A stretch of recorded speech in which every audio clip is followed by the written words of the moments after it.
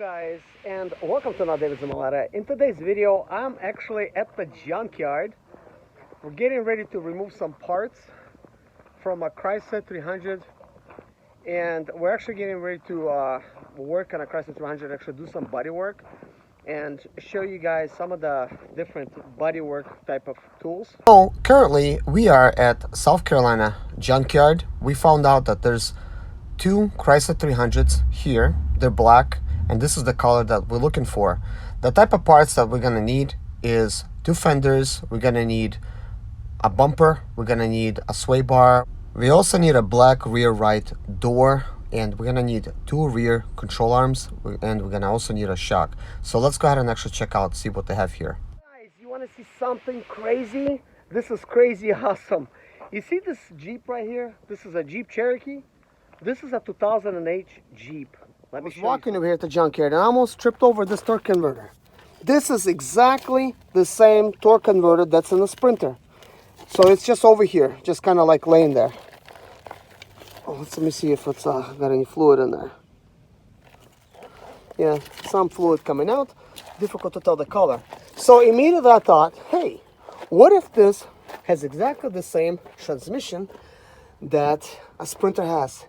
And it does. Look at this transmission, guys, towards the back. This is a four-wheel drive transmission. You see that piece towards the back right there? This is actually what you need to turn your Sprinter into a four-wheel drive type of Sprinter. So when we walk closer over here, take a look at the span. I don't have to flip this over to know that this is a Mercedes transmission pan. It's exactly the same pan. So let's walk to the It's other really side. Hard to see the 13 pin connected the way things are, but you could actually see that from this side. You could clearly see this is a Mercedes transmission. So here's the continuation of it. You could clearly see there's a drive shaft. Goes towards the back here. The four-wheel drive shaft goes in the back. This is mainly all taken apart on the inside, but even the AC controls, you know, and this whole piece looks like this 2007 and up style. I asked the price of the torque converter that's just kind of like laying over there, 35 bucks. But guess what? If you buy a transmission, it already comes with a torque converter. It's like included, 182 bucks for a Mercedes transmission, four-wheel drive. What kind of deal is that? You can't, man, you can't buy a valve body for that. That's like a $900 valve body. We're just with my buddy over here, just looking around, getting ready to head up another junkyard. Yeah.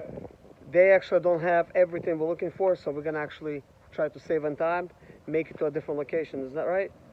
Yeah. All right.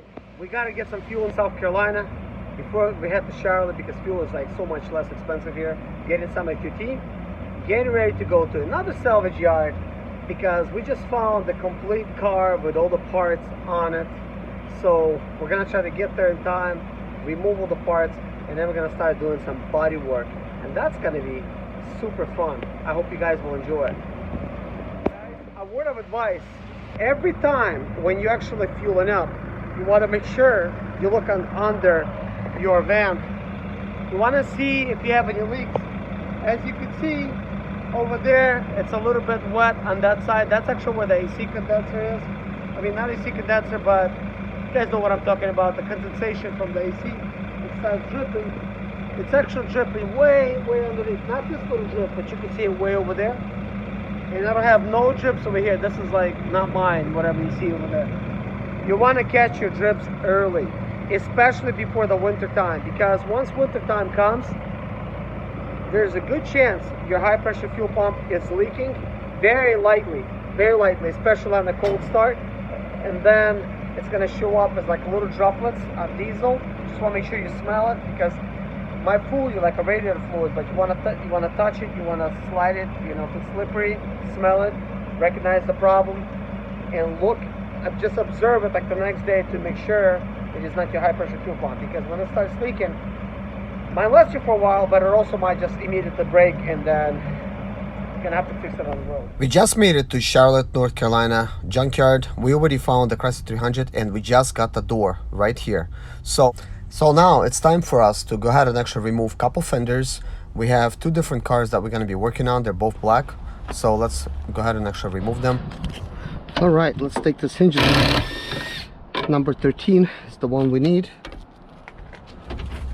So right now I'm actually trying to get these hinges off this door. I just removed this door and I remembered my hinges possibly are bent because the car was in the accident. It was actually specifically hit in this rear right door and a wheel. This is why we need two control arms for the rear and the shock, because my shock is bent. One rear control arm is bent and another one is bent.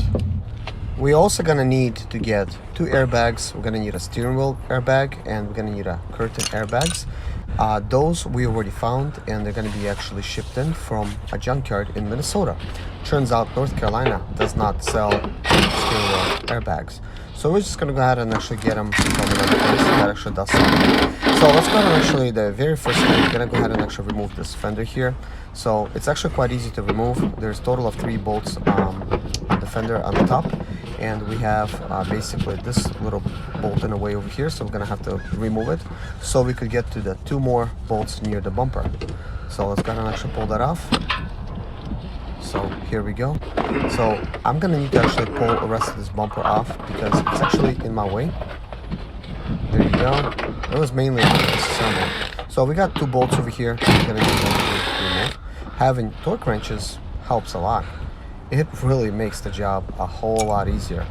And I have one that's actually really strong that I got from Harbor Tools and Freight, and I'm going to be using this one quite a bit on this vehicle. Surprisingly, my Makita torque wrench was having a difficulty just removing some bolts from the fender. So there's actually 2 more bolts over here inside the fender well. So before we actually get to those, we're gonna need to remove the 2 bolts over here at the bottom of the fender.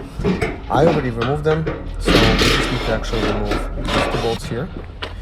Usually it's gonna be a lot better to actually remove this shroud here for the wheel, but I could just, you know, bend the fender a little bit back and remove it. It's not gonna really hurt me. So now that the fender is off, we need to actually pull off from this car 2 rear control arms and the shock.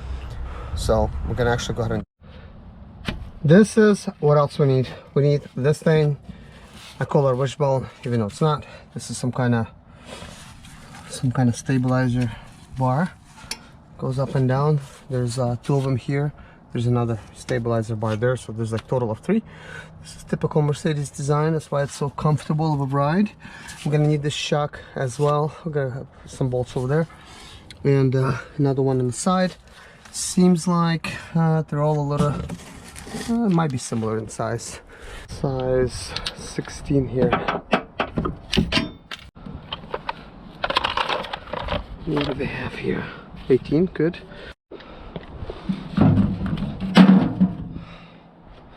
All right, let's go to town.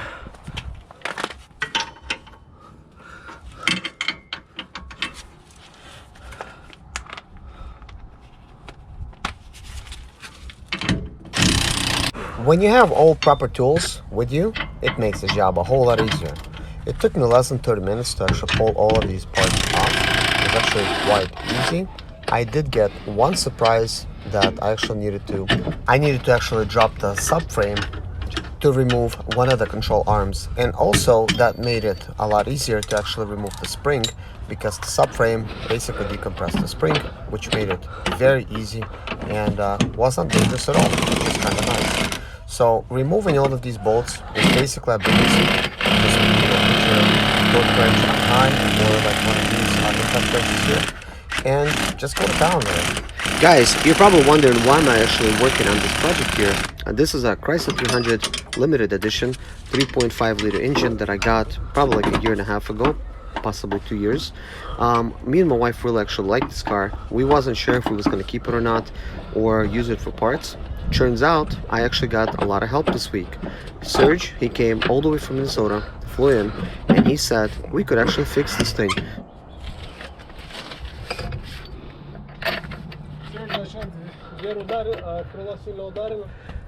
It's just a little dent in it. Yeah. The other one. I don't know. I could take that one off too. Yeah. Take it off. Yeah. So I got this shock here. Oh yeah, that's a good thing. Now let's do this. Yep. This one, it's a little bit too close here for this.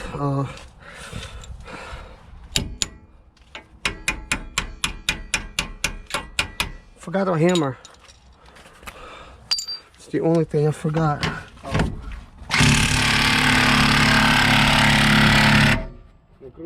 It's over here. So I need 18 on this side. So I'll be back. Yeah, that'd be good.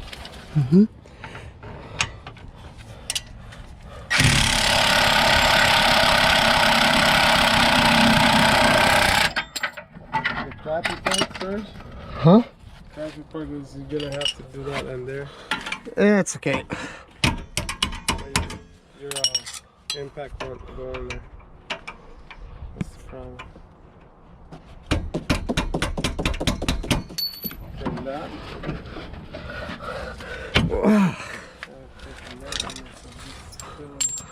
Is this the bolt? Tape measure? Check. Maybe I have one in there, but I doubt it. So, anyways guys, me and Serge is going to be working on this Chrysler 300 over the weekend. I'm gonna try to fix a lot of these components here and fix the bodywork. The biggest damage that it sustained was basically the rear quarter panel on the right side, basically the driver's side, and these mechanical components, they suffered as well. So I have like 18 in here, 19.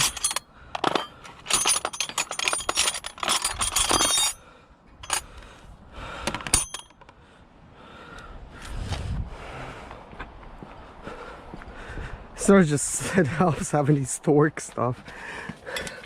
It helps having torque wrenches. Okay, вообще-то I need, well, this is, let's see, it's 18.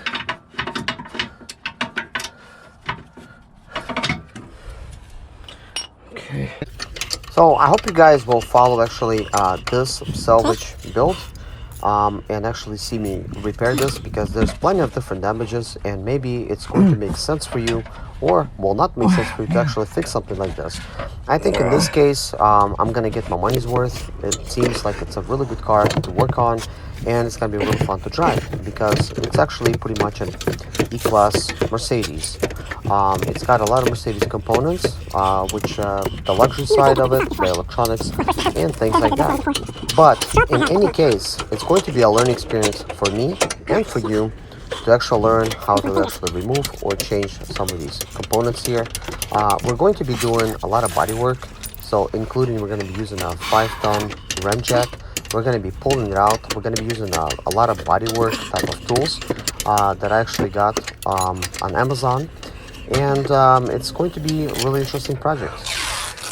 What are you working on? Taking measurements. Oh, wow. So here we go. This is the bolt that I'm actually removing for one of the control arms. This bolt is impossible to remove unless you drop the subframe, and don't let that scare you because it's just 2 bolts. You remove those and it comes out, and I'm actually going to show you how to do that. It's actually pretty easy. You should have gave us room to remove it. I know, but try loosen this subframe down. Should lower it down. Okay, what do we have? Number 18 looks like. Yep, and there's one right about here.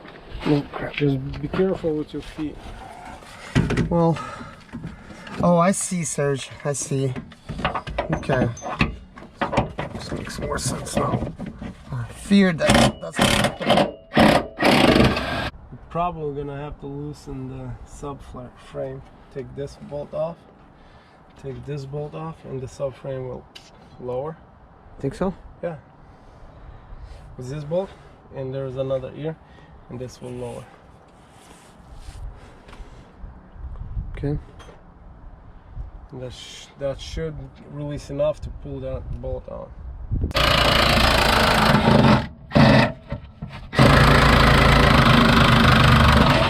What? No. That's it. Serge, you're a genius. So, I can't believe that's like that. That means that's yeah, that's how all the Mercedes are too. wow. Да.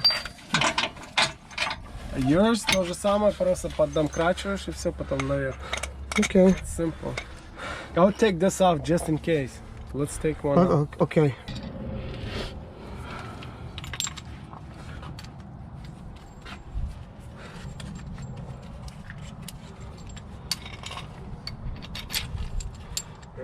I'm just gonna put these bolts on here. This is probably a wrong set, but doesn't really matter. I've been throwing them into my bag anyways.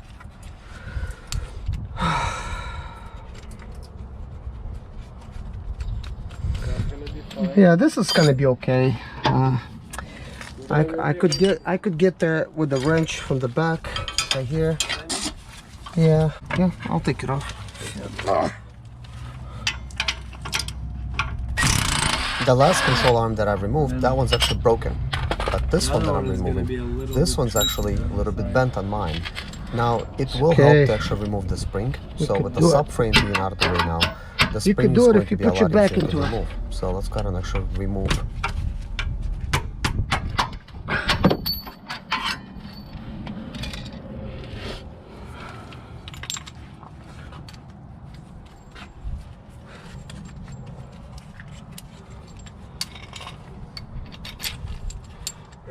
I'm just gonna put these bolts on here. This is easier than I thought. It's all you. Yeah. Man, we're almost done here. Yep, we're just gonna need one more fender and that's it. With the removal of the spring, now it's actually so much easier to remove. That's what I thought. Because I actually was struggling having to fit these wrenches just to hold down the other side of the bolt because the spring was just in a way. And with the subframe being dropped like that, I could actually get this impact wrench in there, and now somebody no put more that struggle. in themselves, probably, no? So I try to Probably use it as sold much at the as I factory. can. Definitely. So makes if you my don't life make no a whole payments, lot they'll easier. take it. But what a silly place to place it. Cut that sucker off. Yeah. That would stop anybody like me.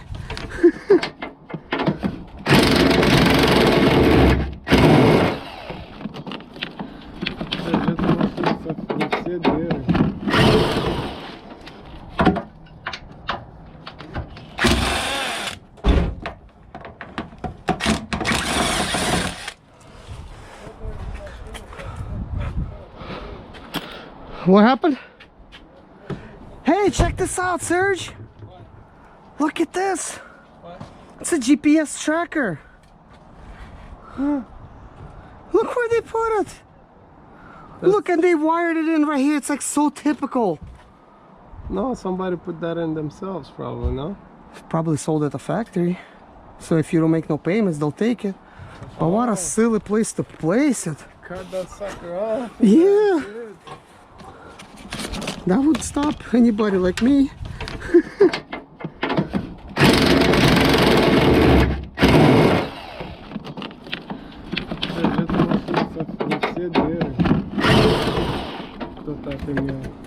Yeah?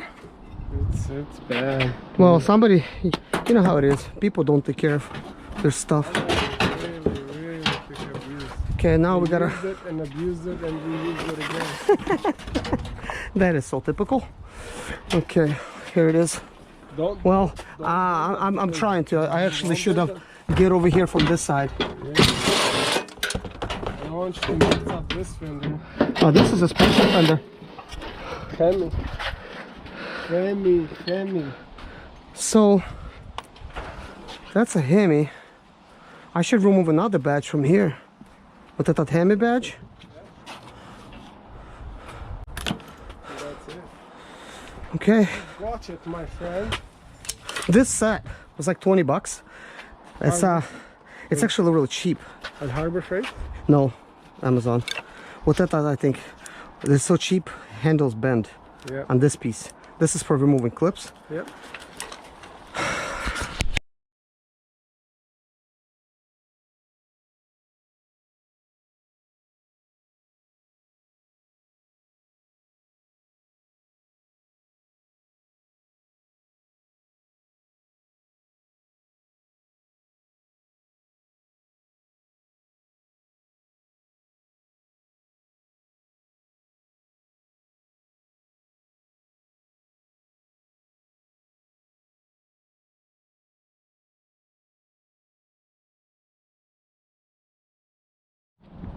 Well, we're done here. Now it's time to actually go home and actually fit these parts right on. Guys, I hope you followed this build, so please subscribe and hit a like on this video if you like it. What's up, guys? We got our rocker panel molding and the door for the Chrysler. That was a tough find because the colors were not quite matching up, but hopefully we got the right black color. We're gonna go home, test fit everything, and try to see like what other parts we need. Grab our tools, come back to the junkyard. My name is Serge Zimaleta. I'm 37 years old, and yes, I experienced success after buying my first home for cash.